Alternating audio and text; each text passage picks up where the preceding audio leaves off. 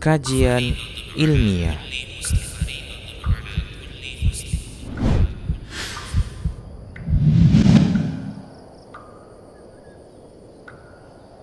Assalamualaikum warahmatullahi wabarakatuh.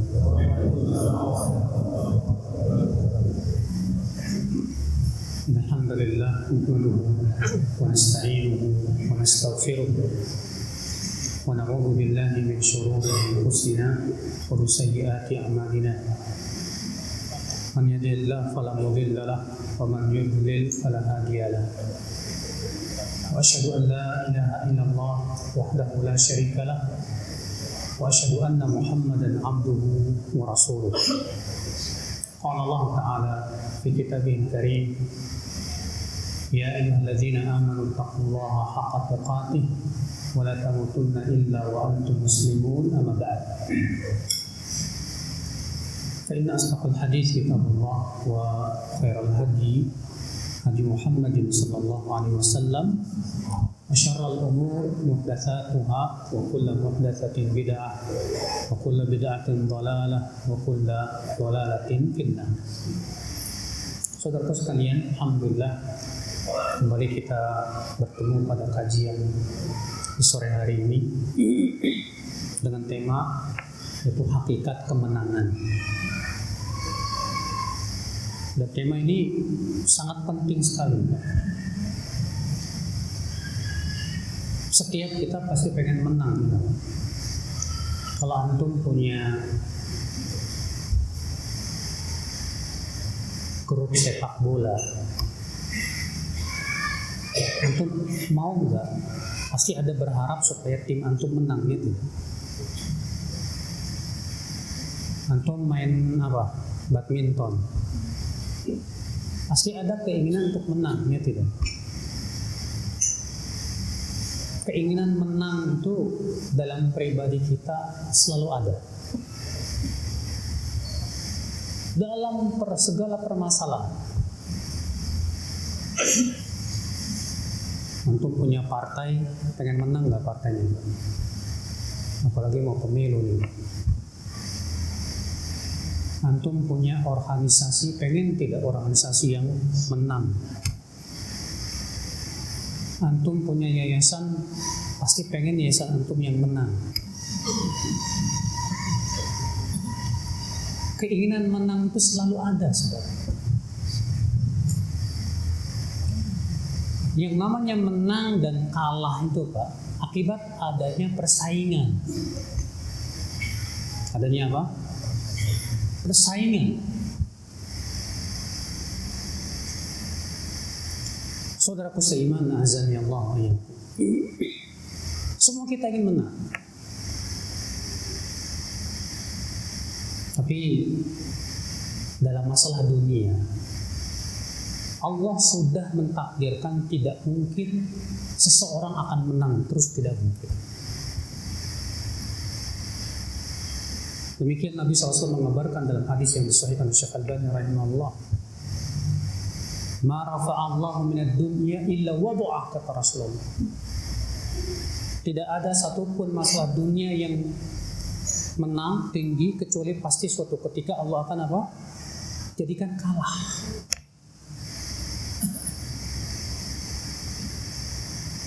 Dalam dunia persepak bolaan ada tim yang selalu menang, Pak. Tapi ada masanya kalah, tidak, Pak? Ada masanya kalah.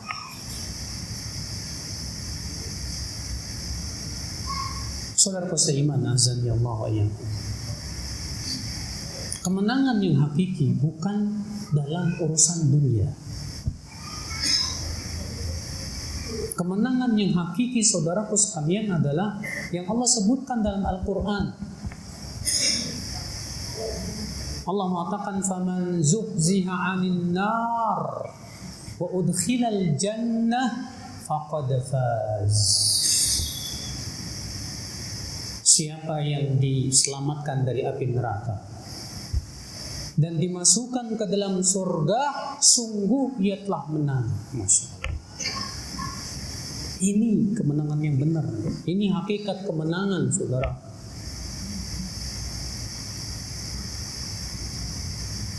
saudaraku seiman, untuk bisa menang dalam artian yang telah Allah sebutkan tadi.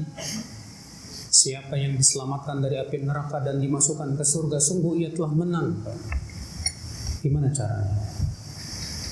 Bagaimana caranya supaya kita bisa diselamatkan dari api neraka dan dimasukkan ke surga?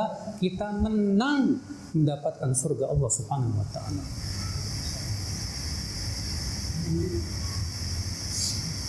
Imam Ibnu Qayyim sudah menjelaskan, pangkal kemenangan itu ada pada diri kita sendiri. Kemenangan yang hakiki tadi akan kita raih kalau kita bisa memenangkan pertandingan kita melawan diri sendiri.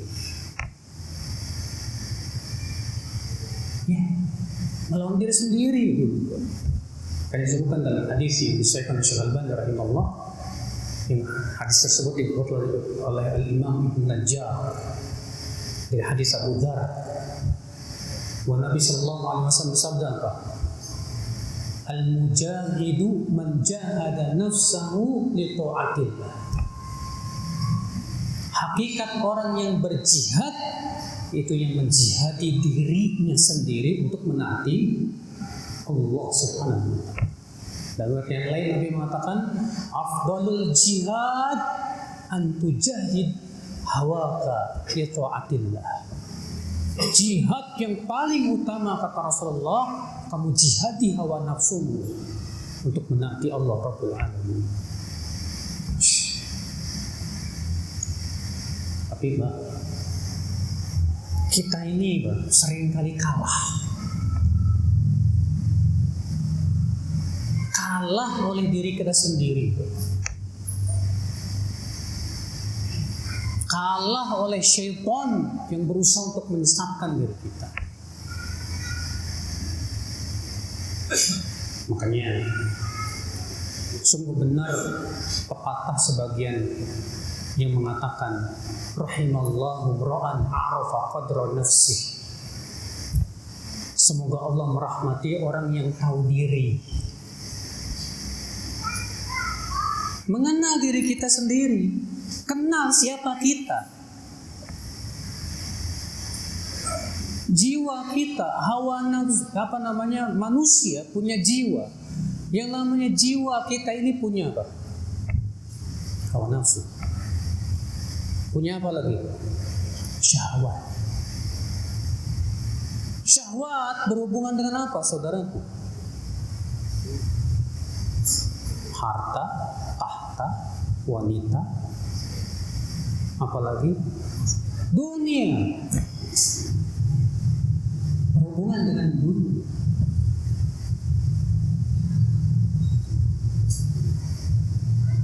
Akhwat Islam, saudaraku seiman,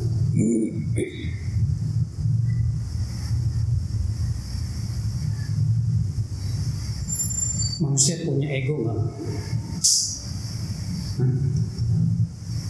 Ego pasti. Semakin tinggi kedudukannya, egonya semakin tinggi.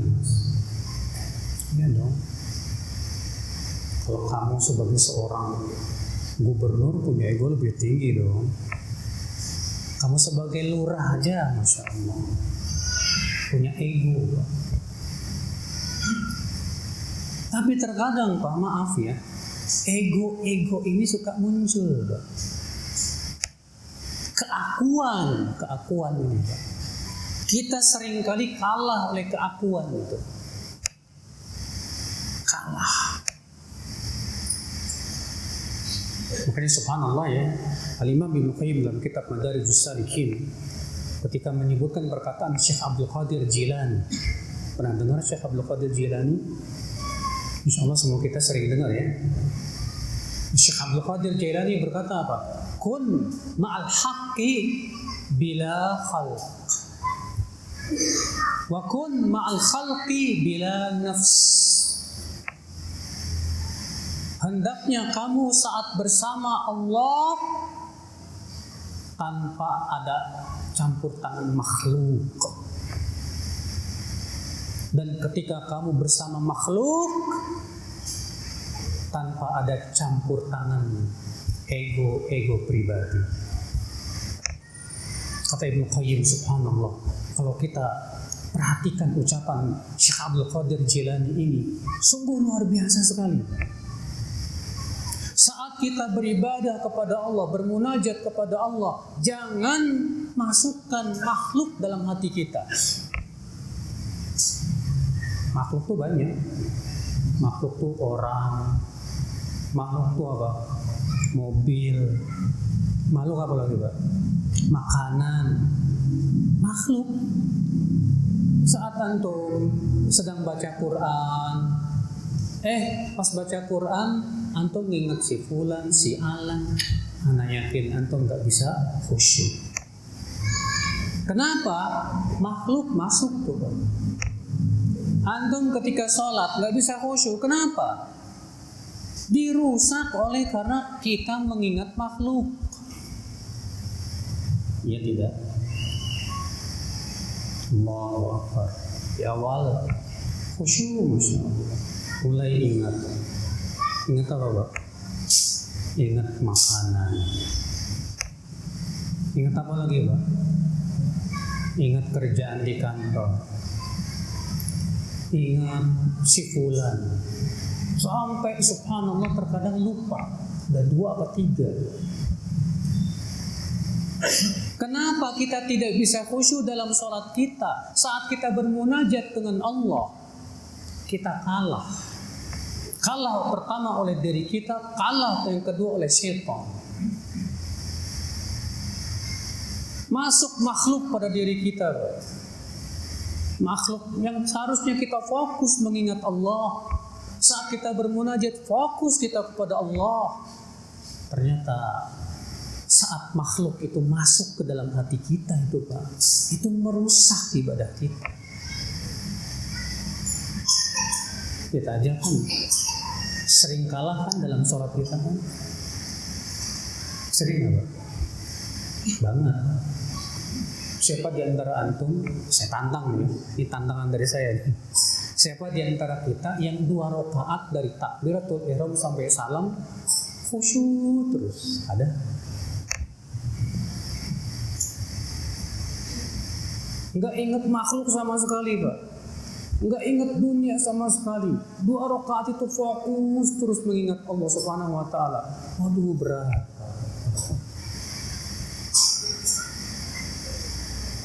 Kenapa bisa terjadi begitu beratnya? Gitu. Kita punya 2 tantangan, Pak. Tantangan pertama, ada setan. Nabi menyebutkan bahwa dalam sholat itu ada setan yang bernama siapa? Khinzab atau khinzi. Yang memang disebutkan dalam hadis bahwa khinzab itu berusaha untuk membuat kita ingat di sana sini, sehingga akhirnya kita tidak bisa khusyuk. Yang kedua, kita punya hawa nafsu, masalah. Dalam sholat saja kita sering kalah.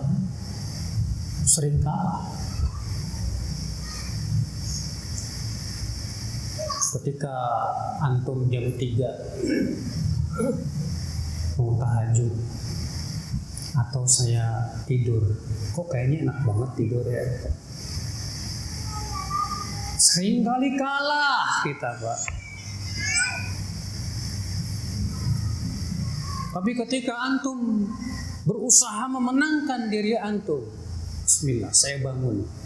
Udahlah, kenikmatan ini sebentar kok. Saya mau bermunajat kepada Allah. Antum tinggalkan itu tempat tidur antum yang enak, yang empuk, dengan kasurnya dan selimutnya. Dan antum kemudian memaksakan diri untuk pergi berwudu lalu salat, wallah, antum menang, alhamdulillah. Tapi setan tidak akan pernah berhenti, Pak.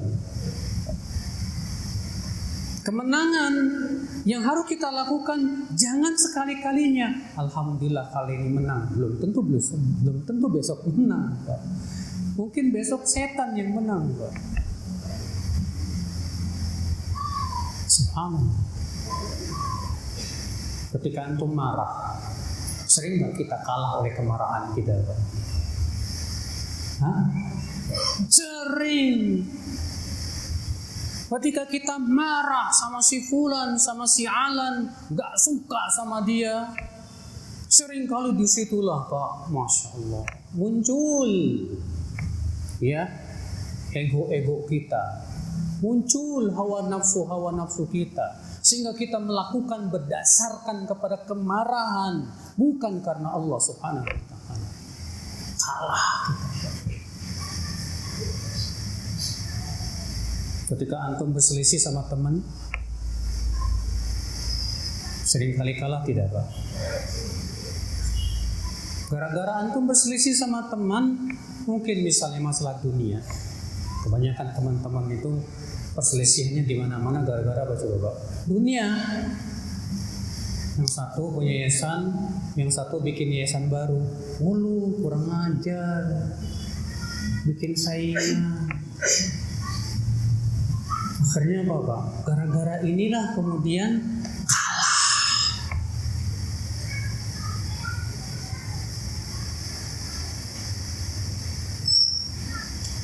Tidak ada lagi keadilan, tidak lagi sikap insaf. Siapa yang mendukung saya, dia teman saya. Siapa yang tidak mendukung saya, dia bukan teman saya. Kira-kira ini menang apa kalah?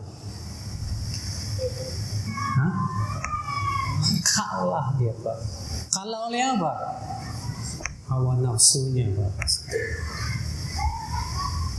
Betapa banyak kita kalah oleh hawa nafsu kita. Tidak sadar ya. Azan ya Allah.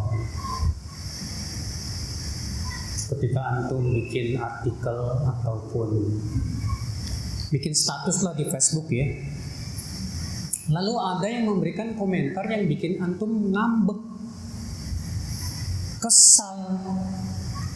Saya mau tanya, ketika ada orang yang komentarnya nyebelin, apa sikap antum? Ketika antum langsung membalas dengan kemarahan lagi, berarti antum sudah kalah. Itu namanya membalas kebodohan dengan kebodohan, kejahilan dengan kejahilan. Kalah kita. Orang yang menang ketika ada komentar yang nyebelin, yang bikin kita marah, kita kesal, diam dia. Apa manfaatnya? Saya bantah, saya balas dengan kemarahan lagi.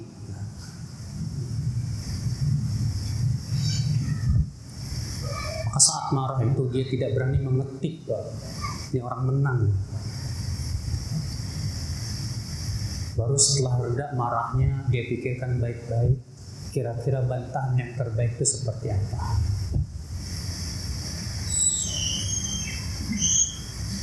Nah, saudaraku sekalian, azanillah, kita butuh seperti ini, memenangkan iman kita di atas hawa nafsu kita, ya akhwat Islam. Memenangkan akal kita di atas apa? Hawa nafsu dan syahwat kita, akhwat Islam, azanillah. Karena akal kita sering kali kalah, Pak. Iman kita sering kali kalah. Allah ya akhal Islam, bagaimana mungkin kita akan mendapatkan kemenangan yang Allah sebutkan tadi? Faman zuhziha 'anil nar wa udkhilal jannah faqad faz. Siapa yang diselamatkan dari api neraka dan dimasukkan ke dalam surga, dia telah menang. Sementara dia kalah terus sama hawa nafsunya. Sementara dia kalah terus oleh ego pribadinya. Selama ini dia kalah terus oleh dunia dan dunia. Kalah terus oleh keinginannya. Manusia punya keinginan tidak? Punya keinginan? Keinginan itu ada dua, Pak. Ada keinginan kepada kebaikan dan ada keinginan kepada apa? Kejelekan. Tapi terkadang seringkali kita kalah oleh keinginan kepada keburukan. Keinginan untuk memuaskan, kita lagi kesal sama orang ya. maka ingin memuaskan kekesalan kita kepada dia dengan cara apa? Ghibah. Dengan cara apa lagi? Mencari-cari kesalahan. Dengan cara apa lagi akal Islam? Apa?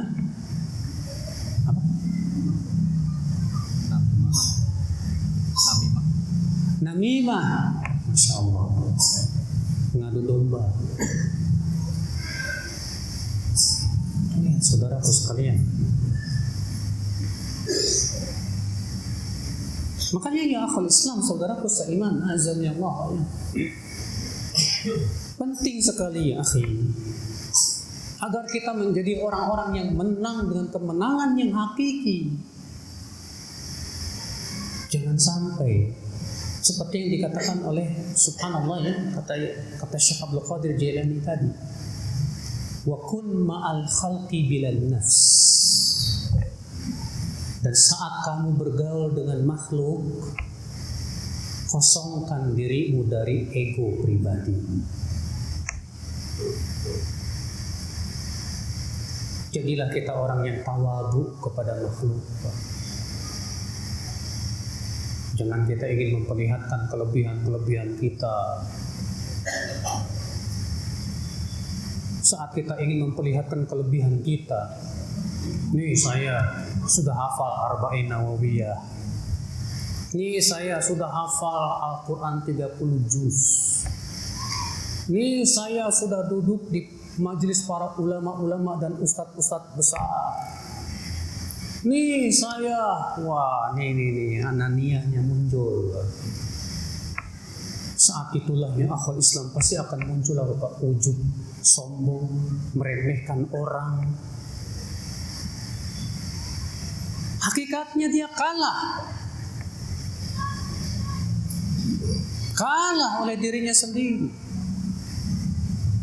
Nah Allah ya akhwat Islam, orang yang menang justru dia berpikir, kelebihan yang Allah berikan kepada saya pemberian dari Allah, bukan untuk disombongkan, bukan untuk menimbulkan ujub. Makanya segera tawadhu. Dia segera merasa bahwa dirinya itu banyak dosa. Dia tidak pernah merasa dirinya lebih baik daripada temannya. Akal Islam saudaraku seiman, azan ya Allah. Perasaan ya akhi ingin menang dalam masalah dunia itu tercela. Untuk berdebat sama teman, kalau antum tujuan debatnya pengen menang, gak bakalan selamanya antum dapat kebenaran. Gak mungkin antum dapat kebenaran kalau debatnya antum sama teman tujuannya untuk apa? Menang. Sebab yang namanya orang manusia hujah terkadang bisa jadi dia di atas kebenaran, terkadang kita yang di atas kebenaran. Makanya Imam Syafi'i rahimahullah berkata, "Mana qastu ahadan illa wa inni aqul." Tidaklah aku berdialog dengan seseorang pun kecuali aku berdoa kepada Allah. Allahumma ya Allah. Ya. In kuntu 'alal haqqi ajril haqq 'ala lisani. Tolong ya Allah, alirkan kebenaran pada lisan dia. Jika aku di atas kebenaran, dia ikut aku. Dan jika ia di atas kebenaran, maka aku akan ikut dia. Karena tujuannya untuk mencari kebenaran. Kalau sudah seperti ini tujuannya mencari kebenaran, insya Allah dia dapat kebenaran. Tapi kalau tujuannya untuk mencari kemenangan, falas, nggak dapat dia kebenaran.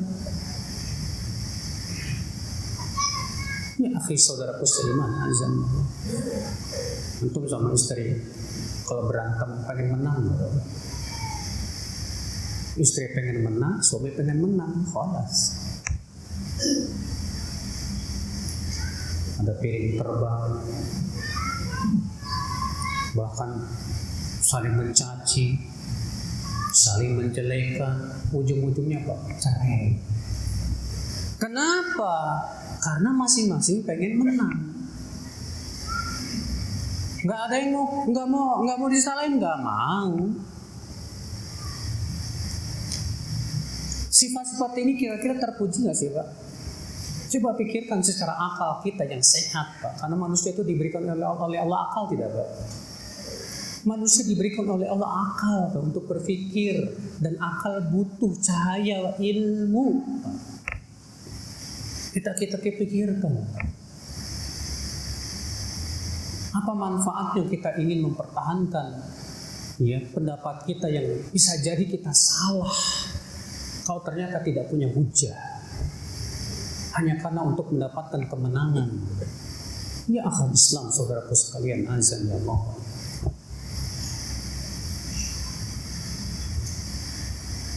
Dalam masalah agama apalagi, Pak, kadang si fulan punya hujah, yang satu punya hujah. Pasti yang satu pengen memenangkan hujahnya dan pendapatnya, yang satu pun juga ingin memenangkannya. Akhirnya apa yang terjadi? Yang menang itu adalah yang betul-betul tujuannya mencari ridho Allah Subhanahu wa ta'ala. Yang kalah ya akhal Islam, yang ia tujuannya hanya untuk mencari kemenangan pribadinya saja dan pendapatnya, itu pasti kalah, saudaraku sekalian. Jadi inilah hakikat daripada kemenangan. Jadi fondasi utama untuk kita bisa meraih kemenangan, menang terhadap diri sendiri, menang terhadap ego pribadi, menang terhadap syahwat yang terlarang, menang terhadap hawa nafsu. Kalau kita bisa menang itu di atas itu semuanya, subhanallah. Wallahi akhwal Islam, kita akan mendapatkan janji Allah tadi. Faman zuhziha 'anil nar wa udkhilal jannah faqad faz. Semua kita ingin itu ya akhwal Islam, azan ya Allah.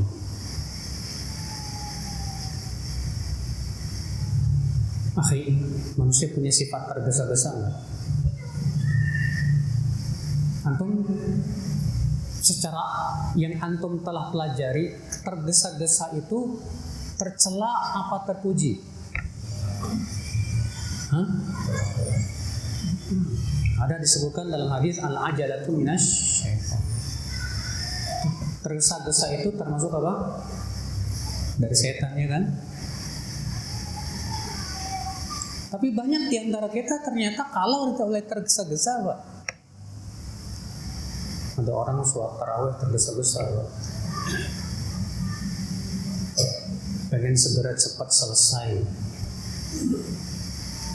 Antum lihat di YouTube, ada sholat tarawih tercepat di dunia.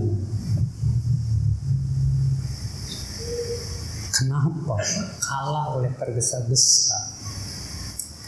Kok tergesa-gesa banget, mau kemana sih?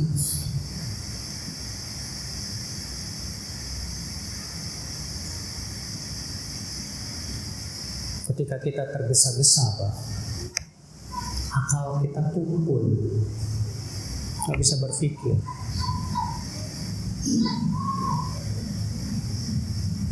Saudaraku seiman, azan ya Allah. Tergesa-gesa ya akal Islam dalam ibadah, ini sesuatu yang sangat buruk sekali.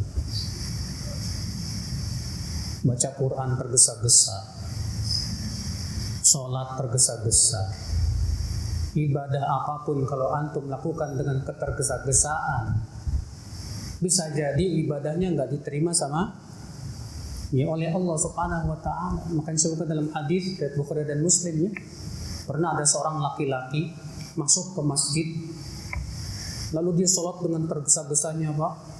Setelah sholat datang ke Rasulullah dan mengatakan Assalamualaikum.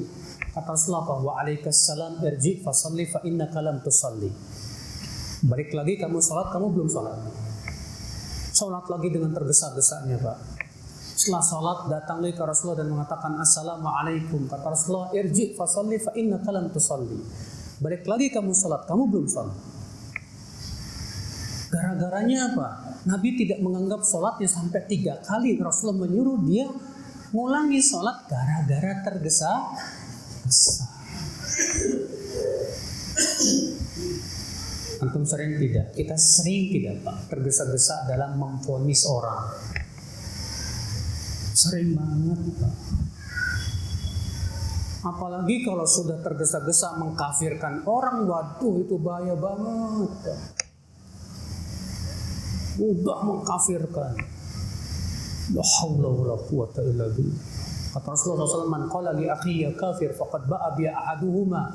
Siapa yang mengatakan kepada saudaranya sesama muslim, hai kafir, maka akan kembali kepada salah satu daripada keduanya. Fa in kana kama qal, kalau yang dituduh kafir memang benar kafir, masuk tuh. Wa illa, tapi kalau tidak benar, raja'at ilaih, kembali kepada yang menuduhnya. Kembali kepada yang menuduhnya, saudaraku sekalian, azan ya Allah. Hati-hati.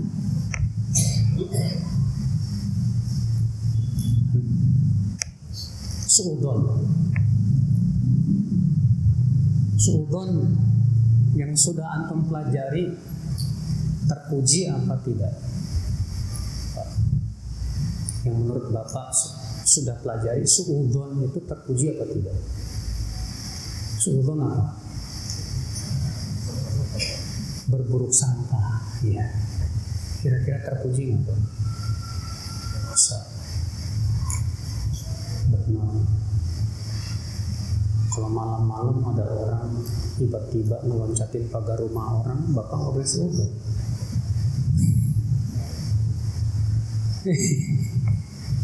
Ya su'udon ada yang boleh, ada yang tidak boleh. Su'udon yang tidak boleh itu berburuk sangka kepada saudara kita sesama muslim tanpa ada sebab. Sesama muslim, apalagi kita tahu dia orangnya Masya Allah, ya, akidahnya bagus, dia berusaha ngikutin sunnah Nabi, dia berusaha untuk menjalankan perintah Allah, menjauhi larangan-larangannya. Tahu-tahu kita su'udon tanpa sebab. Su'udon ya akhal Islam.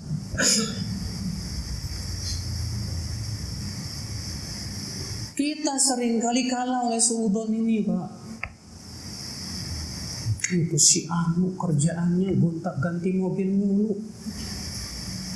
Ya kita dulu, jangan su'udon dulu. Bisa jadi dia lagi jualan mobil. Kerjaannya memang jualan mobil, ya pasti gonta-ganti lah. Husnudon dulu dong. Kita enggak langsung su'udon. Atas dasar su'udon langsung bikin vonis dan sikap. Banyak nggak gini, Pak? Banyak, Pak, kalah sama su'udon kita. Na'udzubillah. Nggak ada tabayun, nggak ada. Padahal kan kewajiban kita tabayun dulu nggak, Pak? Kewajiban kita tabayun dulu.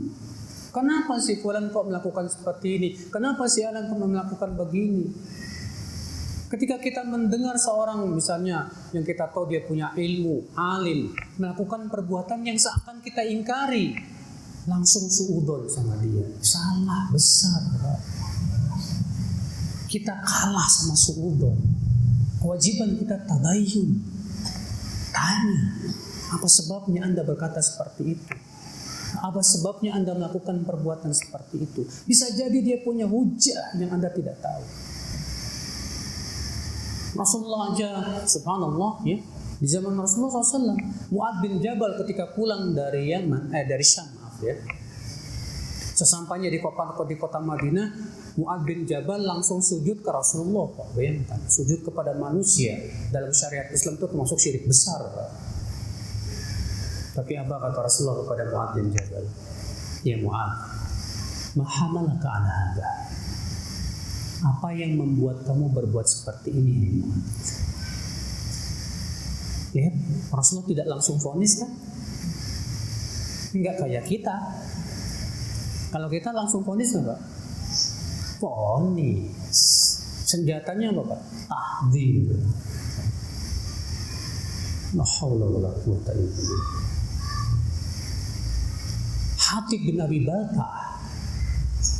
Saat itu Rasulullah sudah mempersiapkan 10.000 pasukan untuk menyerang Mekah.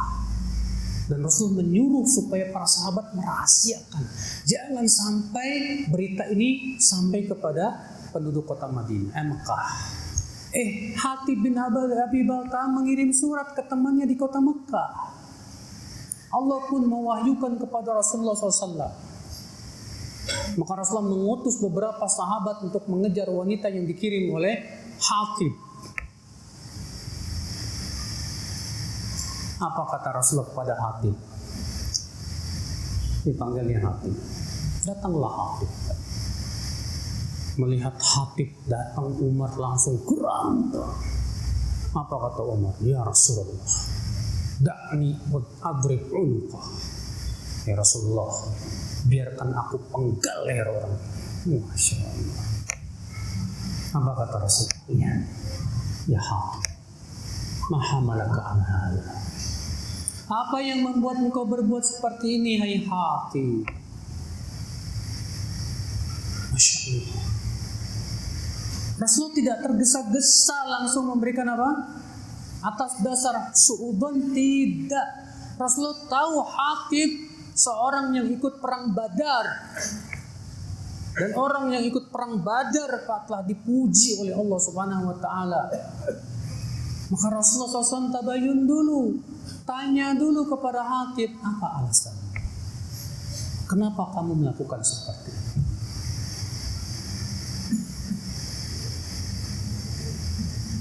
Kadang kita tidak ada yang namanya tabayun dulu. Senjata pamungkas kita ya tadi, langsung memvonis dan mengambil apa? Sikap selesai. Lalu kemudian menegakkan permusuhan atas dasar itu. Loyalitas dan permusuhannya atas dasar itu. Ya akhi, ingat loh, semua vonis yang kita telah vonis kepada seseorang akan ditanya oleh Allah nanti pada hari kiamat. Persiapkan jawabannya.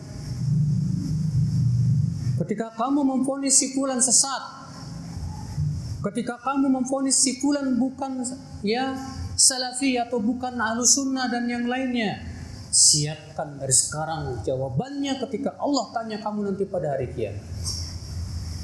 Karena Rasulullah bersabda, man qala fi akhihi ma laysa fi adkhalahu Allahu radghatal khabal hatta yakhruja min maqam. Siapa yang menuduh saudaranya dengan tuduhan yang ternyata tidak ada pada dirinya, Allah akan masukkan ia ke dalam apa? Radghatal khabal, nanah dan darahnya penduduk api neraka, sampai ia membawakan hujah alasan terhadap vonisnya tersebut. Memangnya itu perkara mudah apa? Ya akhi, jangan pernah kita berani menuduh si fulan wa'alan menyimpang sesat tanpa ada hujah, tanpa ada alasan yang nyata. Persiapkan. Tapi kita seringkali kalah, Pak, karena ketidaksukaan itu. Karena si fulan bikin saingan, lapak saya dilebut sama dia, Ustaz. Gara-gara rebutan lapak, Pak, besoknya nggak mau teguran, nggak ada lagi salam wala kalam, apalagi to'am. Subhanallah, ajib. Lama-lama akhirnya Bapak, atas dasar kebencian itu dia cari-cari kesalahannya. Ketika ketemu kesalahannya, gembiralah dia. Kira-kira menurut antum sikap ini benar nggak? Saya yakin semua orang yang berakal akan menganggap sikap ini salah. Tapi kita sendiri sering salah, sering kalah, maaf. Sering kita jatuh kepada sikap-sikap seperti ini, saudaraku sekalian, azan ya Allah.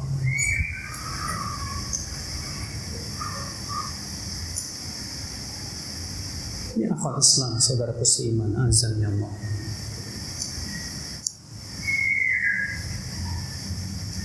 Kita ada cinta dunia tidak Pak? Siapa sih nggak cinta dunia? Bohong kalau ada orang yang berkata saya nggak cinta dunia. Gak mungkin. Sebab kalau nggak cinta dunia, dia nggak bakalan mau makan, nggak bakalan mau kawin. Karena dia menikah karena ada rasa cinta, ya tidak? Dia cari duit karena ada cinta kepada fulusnya, tidak Pak? Cuma masalahnya Pak, ada yang menang terhadap cinta dunianya dan ada yang kalah oleh cinta Pak, dunianya tersebut. Yang menang karena dia sadar bahwa dunia itu halalnya mendatangkan hisab dan haramnya mendatangkan apa? Adab. Sadar dia Pak, dunia sesuatu yang subhanallah akal Islam yang akan bisa memperberat hisabnya nanti pada hari kiamat. Sehingga cinta dunia ini tersebut Pak akal Islam selalu dia kalahkan. Makanya sedekah itu disebut oleh Rasul burhan. Burhan itu artinya apa? Bukti. Bukti apa kata Imam Nawawi? Bukti akan keimanan dia. Kenapa disebut bukti iman Pak? Karena yang namanya manusia pasti cinta harta, ya tidak? Ketika hartanya yang ia cintai dia sedekahkan, itu kan bukti akan keimanan dia kepada Allah Subhanahu wa taala. Masya Allah. Salafus saleh beda dengan kita, jauh sekali. Salafus saleh terdahulu semakin mencintai harta, semakin malah diinfakkan. Kalau kita, yang kita infakkan yang kita tidak sukai. Nah, kenapa? Karena salafus saleh memang orang-orang yang menang terhadap cinta dunia ini. Sementara kita seringkali kalah oleh cinta apa? Dunia. Ketenaran. Antum pengen tenar nggak? Menurut antum pengen tenar itu terpuji apa enggak? Yang antum sudah pelajari, pengen tenar itu terpuji apa enggak? Hah? Pada diem. Pengen masyhur, pengen tenar, yang sudah antum pelajari itu bagus apa enggak? Hah? Ada yang bilang bagus, ada yang bilang enggak.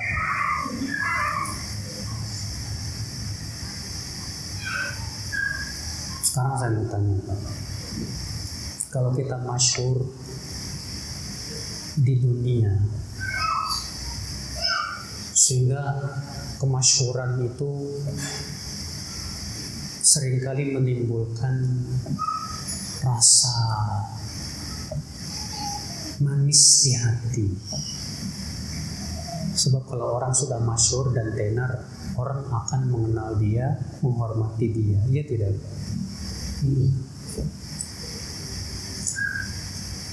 Ya, masyhur di hadapan manusia dan penduduk dunia itu kurang bagus. Yang bagus itu masyhur di hadapan penduduk langit.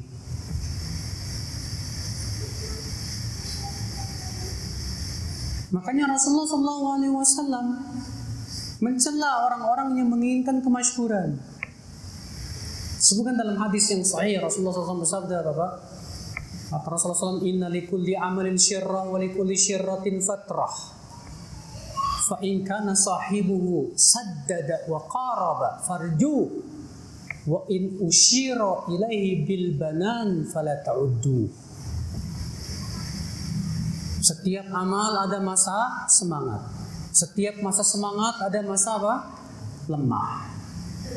Jika pelakunya, kata Rasulullah, melakukan perbuatan yang tepat dan mendekati kebenaran, harapkan dia bisa istiqomah. Tapi kalau dia pelakunya bersungguh-sungguh beramal hanya ingin usyira ilaihi bil banan, ingin dapat Diacungkan jempol, Pak. Kata Rasulullah, fala ta'uddu, jangan dianggap baik orangnya.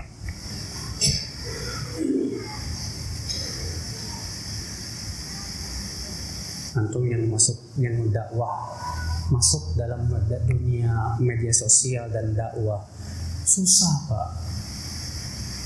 Kalau melihat yang jempolnya dikit, lemas. Tapi kalau yang ngelihat nge-like-nya banyak, wah, Masya Allah.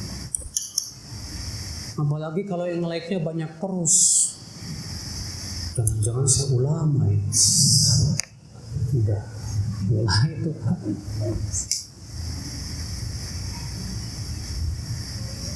Salafus saleh tidak suka ketenaran.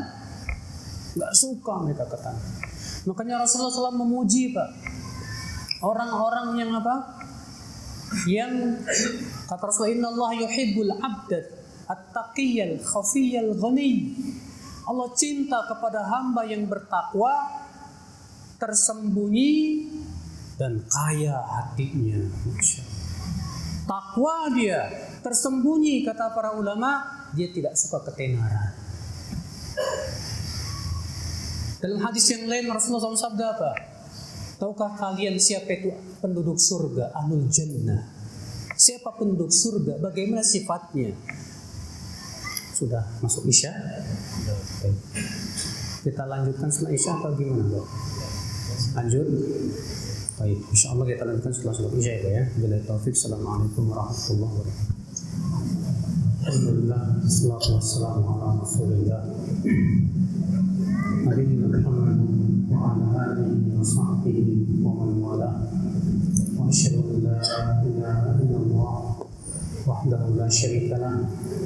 Wa asyhadu anna Muhammadan abduhu wa rasuluhu amma ba'd. Kita lanjutkan dengan ikhwan. Jadi akhirnya sudah kita sebutkan tadi bahwa hakikat kemenangan itu adalah kita menang terhadap diri kita sendiri.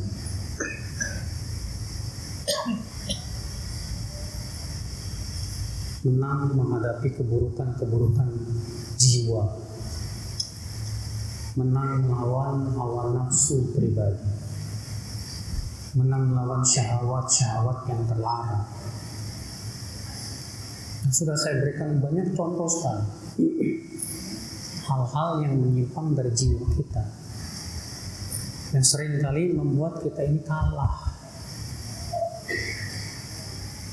Terakhir tadi saya sebutkan contohnya, yaitu keinginan kita tenar, ingin terkenal, ingin masyhur. Masyhur dengan ilmu lah, masyhur dengan ibadah lah, masyhur dengan kepandaian berbicara, dan yang lain. Semua ini perkara yang tercela di Islam. Nabi SAW bersabda, atadruna man ahlul jannah, tahukah kalian siapa penduduk surga itu? Kata Rasulullah, kullu dha'ifin mutadha'if. Setiap orang yang lemah dan dianggap lemah. Maksudnya lemah gimana? Lemah badannya sakit-sakitan? Bukan. Kata Syekh Utsaimin, ai dhaifun halu. Lemah statusnya. Artinya dia dianggap remeh sama orang. Karena dia nggak punya kedudukan. Ya. Dan dia tidak menginginkan ketenaran. Dia nggak mau, dia dirinya ingin mendapatkan pujian manusia, ucapan jempol, cap jempol dan yang lainnya. Dia tidak mengharapkan itu semuanya. Yang dia harapkan hanyalah wajah Allah Subhanahu wa Ta'ala saja. Walaupun terkadang kita yang ceramah, ya, berusaha pengen tidak tenar, ternyata tenar juga, Pak. Gimana ya? Banyak asatidah kita ya, Masya Allah, yang kemudian jadi tenar, padahal kita yakin mereka juga tidak suka ketenaran. Maka itu fadlullah yu'tihi man yasha.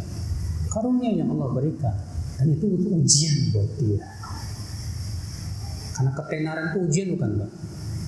Ujian. Imam Ahmad bin Hanbal mengatakan apa?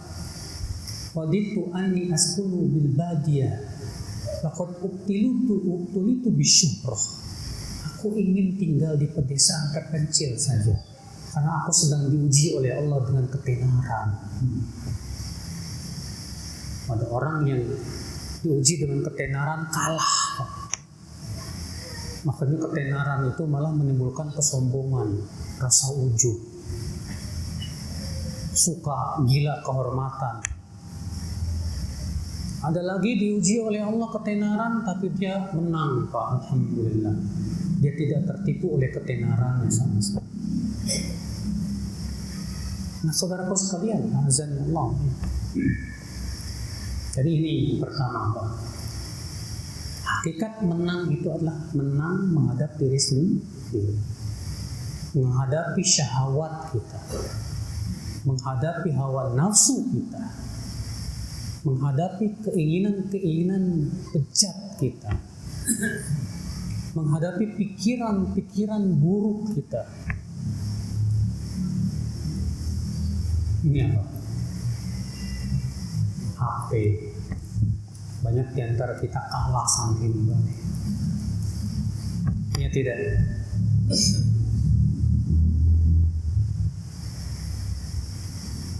Mungkin kalau dibanding-bandingkan, Mbak, baca Quran dengan baca HP-nya lebih sering baca HP-nya.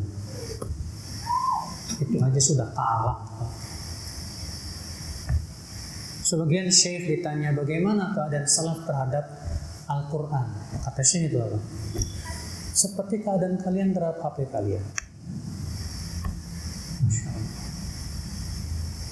Kita masih kalah sama barang ini nih, Pak. Kita lebih asyik dengan media sosial, kita asyik dengan YouTube, kita asyik dengan gamenya. Sehingga apa yang terjadi ya akhal Islam? Allah cabut kenikmatan ibadah dari hati kita. Kalah kita sama. Baca Quran tidak nikmat lagi, lebih nikmat baca Facebook, baca WhatsApp. Ya Allah, kalau kita seperti itu berarti kita kalah. Kalah di akhir Islam. Antum punya hobi nggak?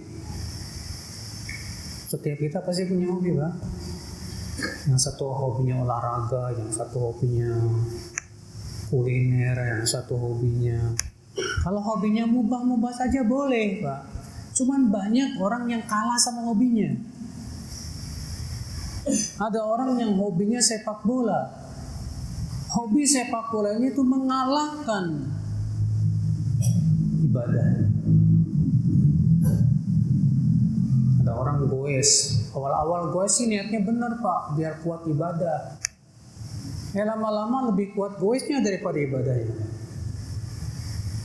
Goes bisa seharian dari pagi sampai malam bahkan pulang, Masya Allah. Baca Quran boro-boro. Ditanya ngapain? Biar kuat ibadah. Apaan ibadahnya tambah loyo? Goesnya tambah kuat. Gimana akan dia akan menang di akhir Islam? Kalah itu namanya.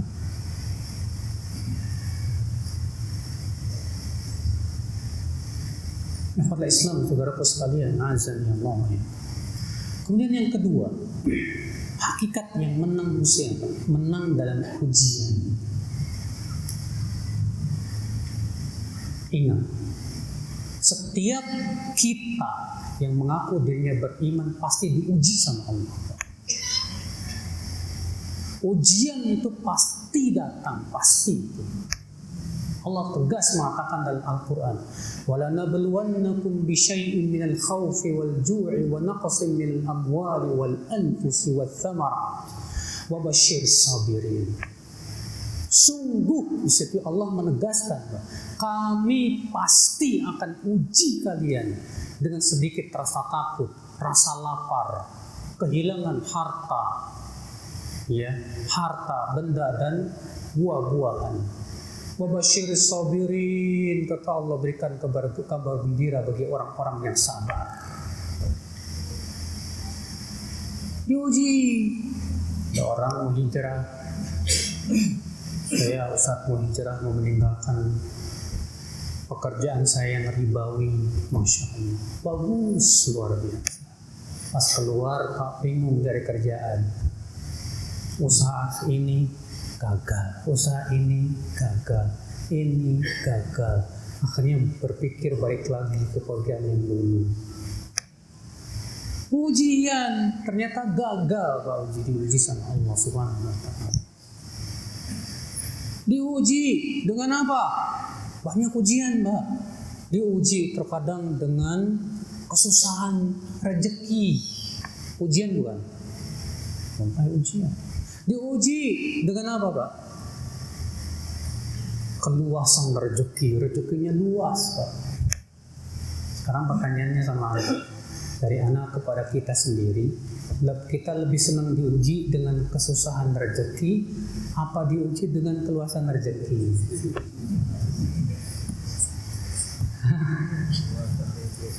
Semua kita pasti ingin diuji dengan keluasan rezeki.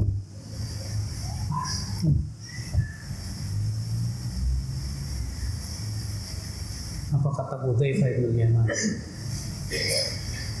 Ubtulina bid-dharra fasabarna.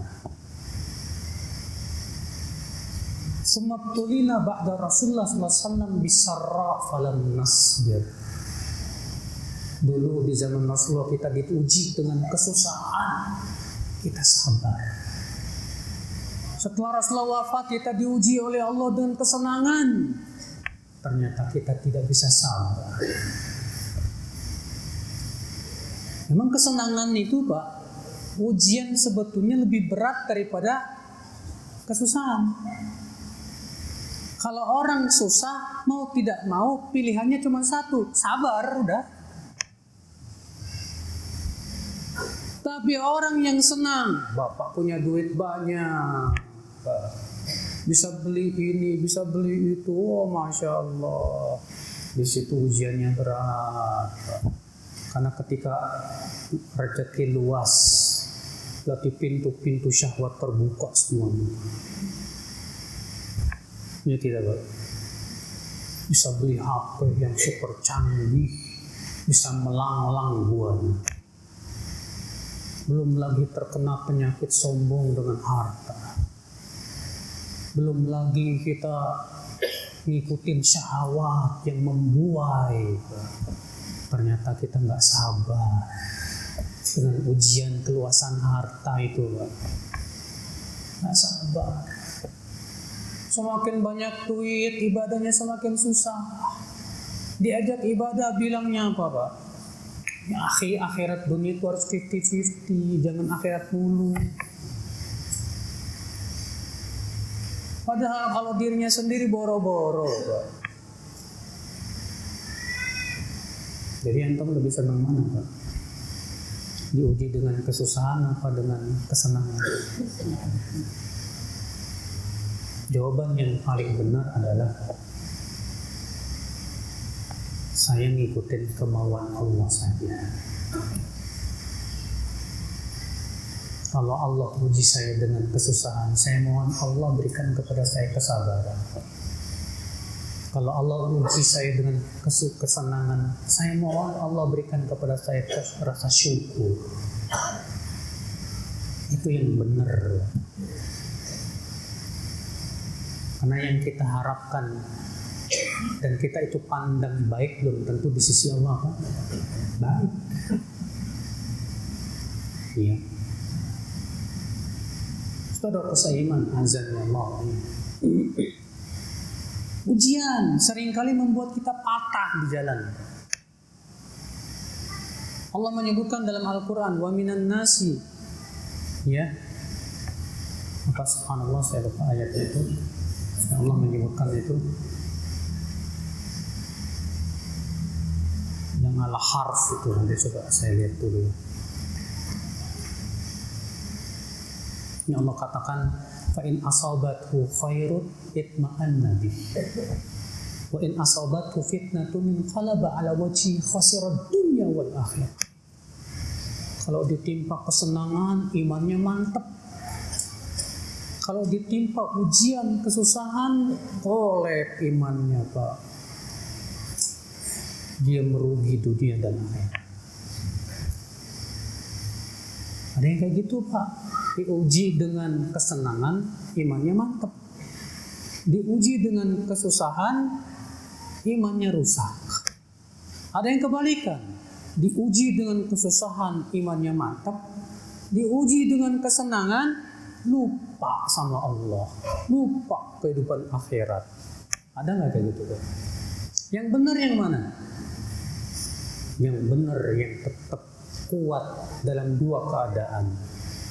Saat senang bersyukur, saat susah bersabar. Ini dia orang yang menang.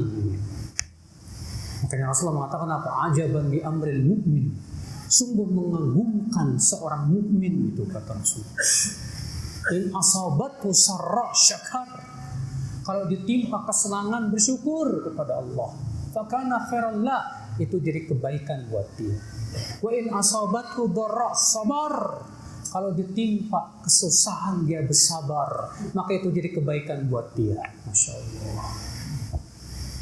Sehingga kita tetap setia sama Allah. Sama Allah kasih kita kesenangan, kita setia sama Allah. Allah kasih kita kesusahan, setia sama Allah Subhanahu wa ta'ala. Ini orang yang menang.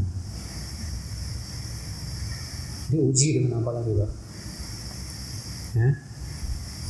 Dengan perpecahan. Perpecahan umat ujian bukan, Pak? Kenapa Allah jadikan umat Islam berpecah belah? Kenapa Allah menginginkan adanya perpecahan? Jawabnya satu. Allah ingin memilah dan memilih. Allah ingin menguji siapa yang mengikuti wahyu dan siapa yang lebih mengikuti hawa nafsu. Siapa yang bersungguh-sungguh mencari kebenaran dan siapa yang tidak bersungguh-sungguh. Jadi perpecahan, perselisihan, ujian. Maka akan terlihat siapa yang menang ketika menghadapi ujian perpecahan ini. Adapun orang yang terus mencari ilmu, menggali ilmu, mencari kebenaran, menang insyaallah biiznillah.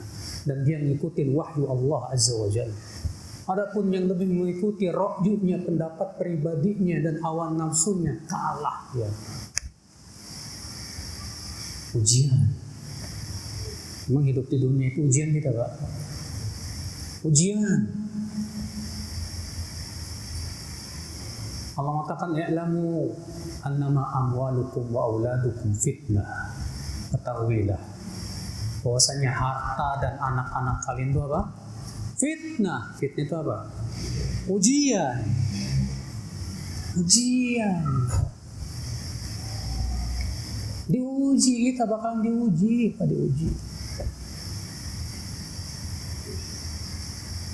Antum dikasih sama Allah ilmu, itu ujian juga buat antum. Kita yang dikasih ilmu nih, alhamdulillah ilmunya banyak, alhamdulillah diuji itu. Pertama, itu ilmu diamalin apa enggak tuh? Yang kedua, itu ilmu menimbulkan ketawaduan atau malah menimbulkan kesombongan juga. Ada sebagian ikhwan merasa apa? Ketika melihat yang baru ngaji, ente junior, aneh senior. Perasaan itu saja sudah menunjukkan dia kalah pada dalam ujian. Belum tentu yang senior lebih baik di sisi Allah daripada yang junior, Pak.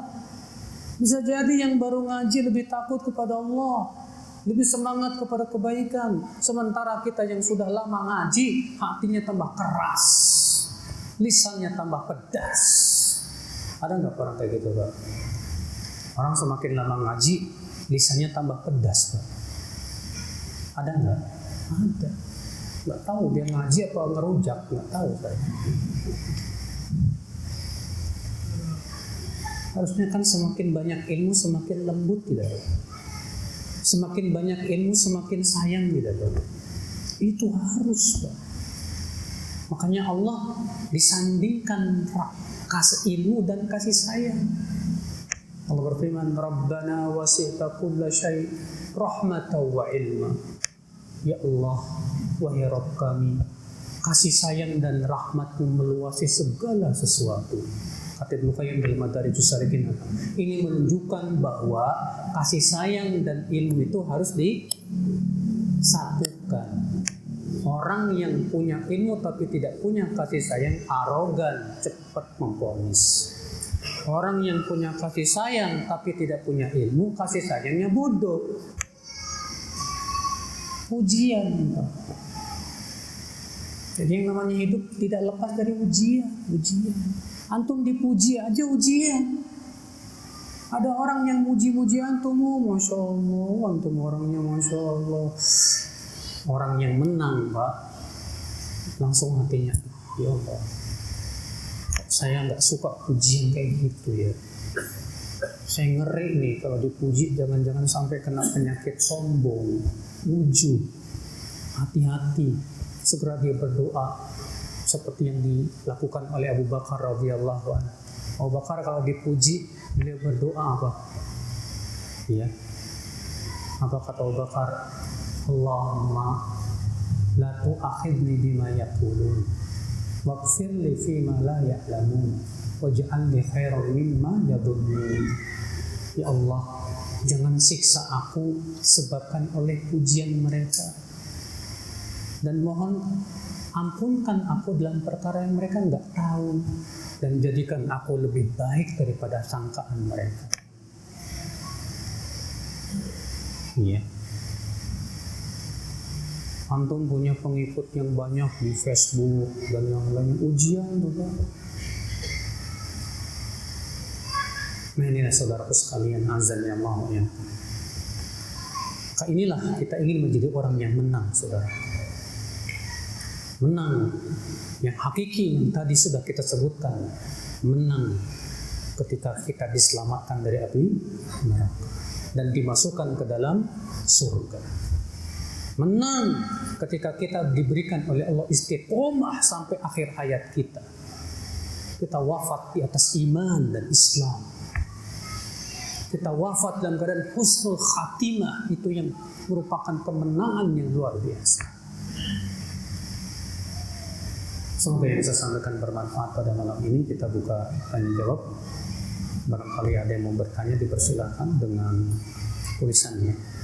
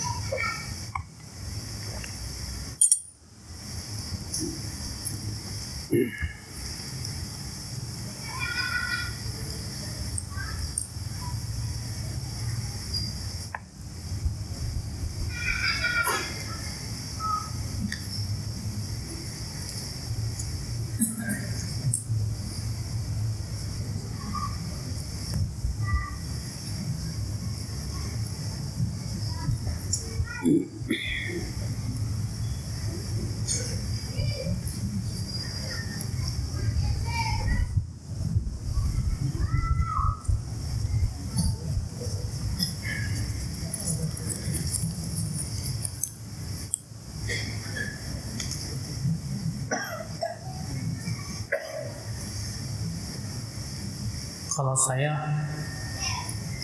orang awam, Ustaz, ngaji kalau di sini kok sedikit-sedikit nanya ustadznya dari yayasan mana, rujukannya siapa, mohon nasihatnya Ustaz. Memang Pak, pertama ya, memilah dan memilih ustadz itu memang penting juga, supaya kita tidak salah dalam berguru. Sebab kalau kita salah dalam berguru, akibatnya fatal. Kalau ternyata gurunya pemikirannya liberal gimana? Kalau ternyata gurunya pemikirannya Syiah gimana? Kalau ternyata gurunya itu pembela LGBT itu gimana? Jadi penting untuk kita tahu hakikat guru kita ini pemikirannya gimana. Tapi ingat, jangan sampai yang menjadi tolak ukur kita adalah berdasarkan ismu tertentu.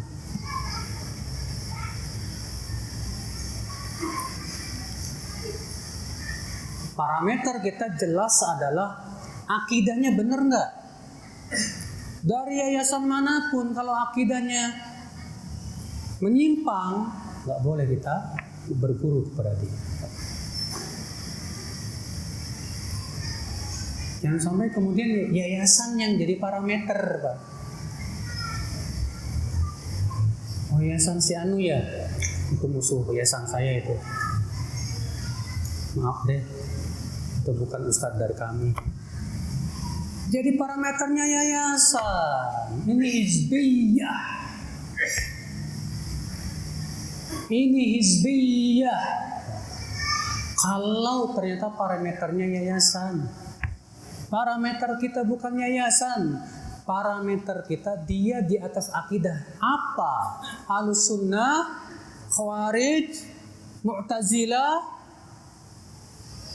Siapa yang diikuti? Allah dan Rasulnya dan sesuai dengan pemahaman sahabat? Ataukah dia mengikuti hawa nafsu dan pengikut orang-orang yang menyimpang? Itu parameternya. Adapun kemudian yayasan kita jadikan parameter. Siapa yang ikut yayasan saya, maka dia adalah Ahlussunnah. Siapa yang tidak sesuai dengan yayasan saya, ini yang dibenci oleh salafus saleh.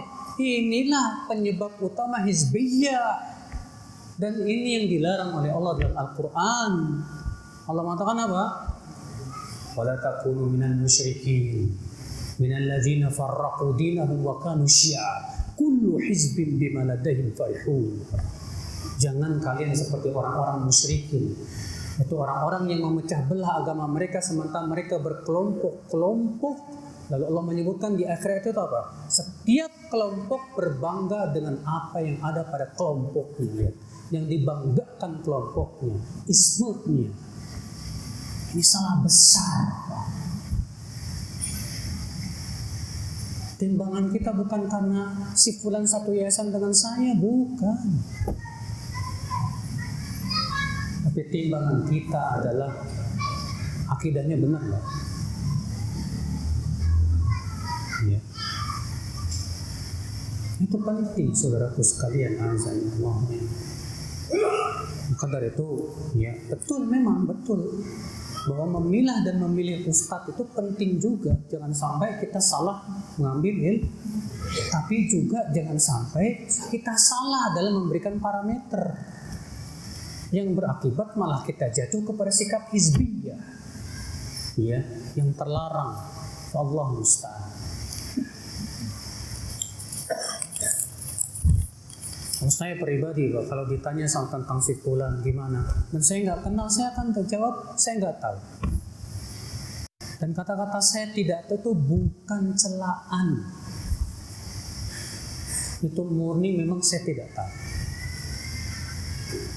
Iya, karena sebagian ikhwan nih, Mbak, gara-gara Ustadz fulan aja nggak kenal, tuh didekan dalil seakan-akan itu sebagai celaan.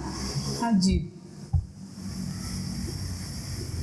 Padahal subhanallah, murid itu lebih hebat memvonis daripada gurunya.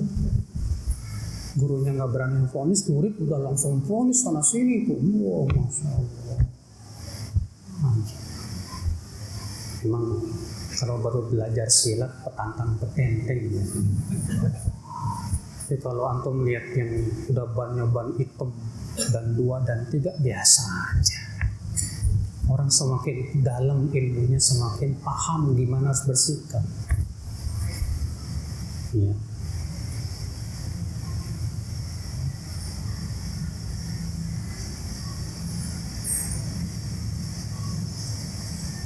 Seringkali kami menerima nasihat jarang introspeksi diri. Kami merasa bahwa ustadznya sedang berpihak kepada kami dan sedang menasihati lawan kami. Nah ini penyakit gitu. Di antara penyakit kita apa? Ketika mendengarkan ceramah ustadz, yang kita pikirkan apa? Ini cocok buat si A. Pas. Bukan mikir buat diri sendiri gitu. Ada lagi kebalikan, Mbak. Ketika ustadz itu berceramah dan ternyata dirinya kena, apa kata dia? Kurang ajar ustadz bingung saya. Subhanallah. Ini penyakit dua-duanya.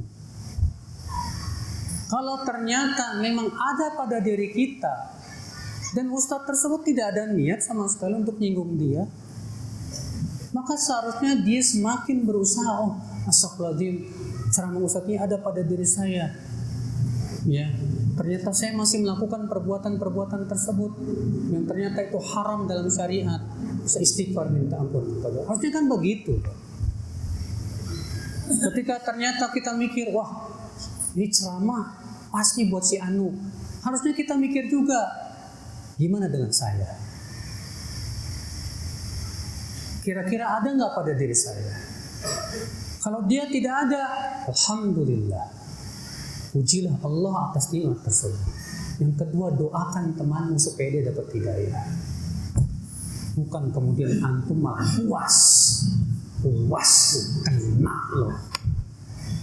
Di mana persaudaraan kita sebagai sesama muslim?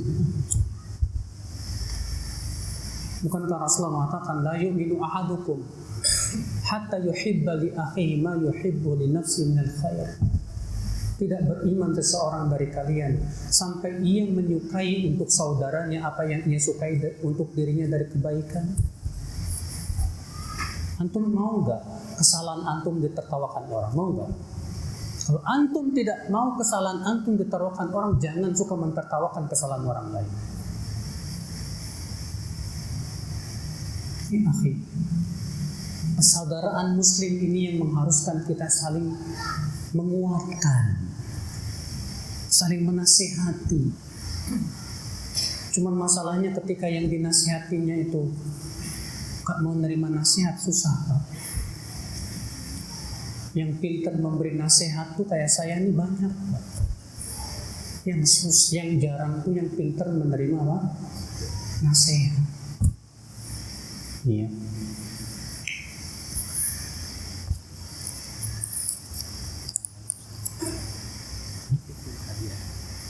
Oh, iya. Bagaimana tips supaya masuk surga dan sukses di dunia seperti Abdurrahman bin Auf? Ya tadi Pak, kita kan pengennya diuji dengan kesenangan. Ya. Kita semua pengen kayak Abdurrahman bin Auf. Hartanya banyak, imannya kuat. Padahal Abdurrahman bin Auf pun tidak mengharapkan itu. Semua sahabat yang akhwal Islam yang mereka harapkan adalah supaya diberikan kesabaran saat diberikan keujian dan syukur saat diberikan apa? Kesenangan itu. Apa kata Umar bin Abdul Aziz sang khalifah yang sangat adil? Kata beliau apa? Innama arda lima waqi'il qadar. Ridhoku hanyalah sesuai dengan ketentuan Allah saja. Naam, kalau Bapak ingin sukses di dunia dengan banyak harta, usaha pertama. Yang kedua, mintalah kepada Allah yang terbaik buat kita. Karena belum tentu Pak, luasnya rezeki itu kebaikan buat Bapak. Boleh jadi luasnya rezeki malah menipu kita. Kita tidak tahu. Minta yang terbaik. Ya Allah, berikan kepadaku yang terbaik. Ya. Dan berikan aku kekuatan ya Allah, untuk senantiasa menaatimu dalam setiap keadaan ya Allah. Ya. Nah ini akal Islam. Makanya saya mau tanya, Rasulullah SAW keadaannya gimana? Ternyata Rasulullah SAW tidak pernah berdoa sama Allah, ya Allah berikan kepadaku kerajaan seperti kerajaan Sulaiman. Berikan ya Allah kepadaku harta sebanyak harta si Qarun. Tak pernah Rasulullah minta. Rasulullah hanya disuruh sama Allah apa? Wa qur rabbi zidni ilma. Katakan, ya Rabb, tambahkan untukku ilmu. Itu yang terbaik, Pak. Ya. Ini ada hadiah nih, Pak. Yang bisa jawab dapat hadiah. Pertanyaannya insya Allah mudah-mudah.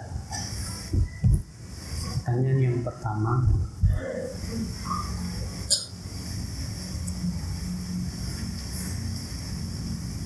saya sudah sebutkan tadi dalam Al-Quran hakikat kemenangan itu. Dalam Al-Quran Allah menyebutkan tentang hakikat kemenangan. Apa itu?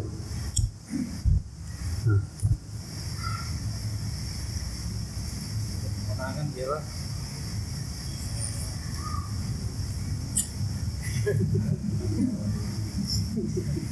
siapa yang diselamatkan oleh Allah dari api neraka dan dimasukkan ke dalam surga. Masya Allah. Siapa yang diselamatkan oleh Allah dari api neraka dan dimasukkan ke surga, maka sungguh ia telah sukses dan menang. Betul, Pak. Ini, Pak. Saya sebutkan tadi, Pak, bahwa pangkal kemenangan hakiki itu apa? Agar kita bisa menang. Ya, melawan diri sendiri. Betul, kasih, Pak.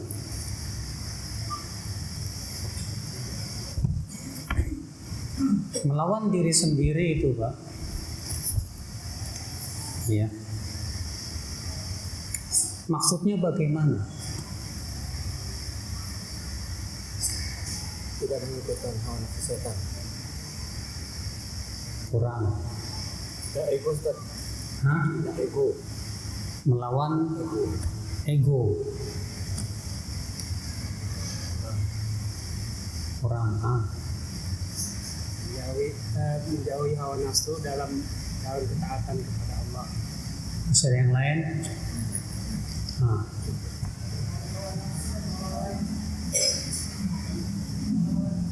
Udah.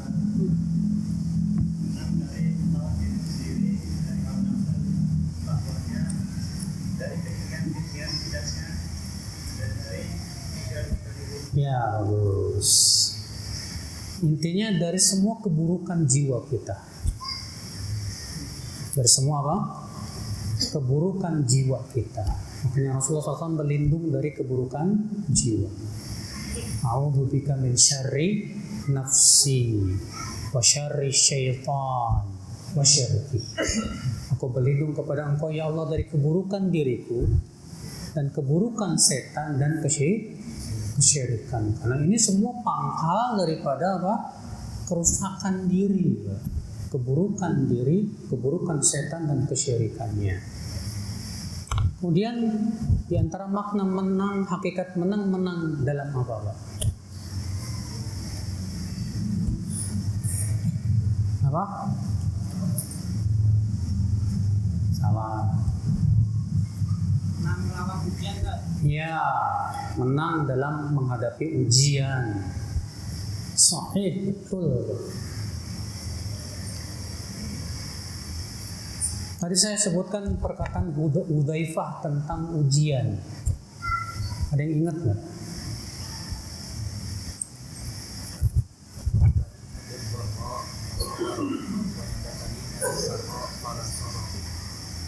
Apa?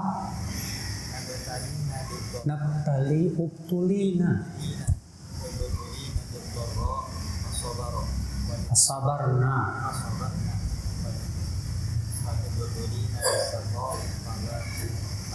Sumabtulina ba'da Rasulullah SAW bisarra falam nasbir. Masya Allah. Apa artinya? Dengan kesusahan maka kalian bisa bersabar. Setelah Rasulullah SAW wafat dan mungkin yang kesalahan tapi kalian tidak mampu. Iya. Terus yang terakhir,